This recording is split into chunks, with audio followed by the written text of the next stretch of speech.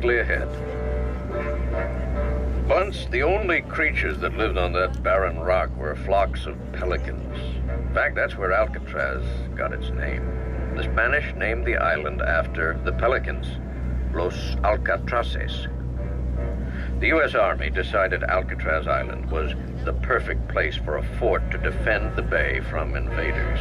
But this cold and windy rock was such an unpleasant place that they changed their minds. It was now the perfect place for a military prison, and eventually, a federal penitentiary. It was a time when gangsters were becoming heroes to people. The government needed to send a message that crime did not pay. So they created Alcatraz, the very last stop in the country's prison system, the place to send the worst criminals of all. Listen carefully now. I've invited some of the former inmates, guards, and residents of the Rock to tell you their stories themselves.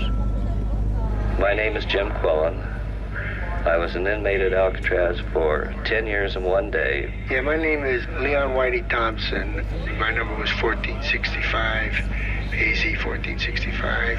I was a man that had total hatred in them days. I hated anything that walked or crawled on this earth. And when you got a man like that in prison, you got to get rid of him. And that's what they did. They shipped me to Alcatraz.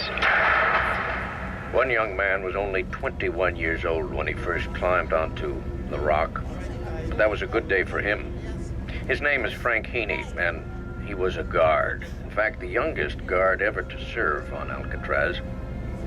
The building you see on top of the hill on Alcatraz is the cell house. It was built by the Army around the turn of the century, later on turned over to the Bureau of Prisons.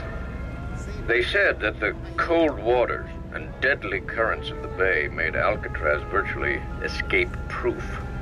Prisoners might break out of the cell block, but getting off the island was an almost impossible challenge. There's no definite proof that any prisoner ever escaped Alcatraz alive. But that didn't keep desperate men from trying. The lower building, a two-story long white building, was the prison industries built around 1940. There were a number of attempted escapes that started from that building.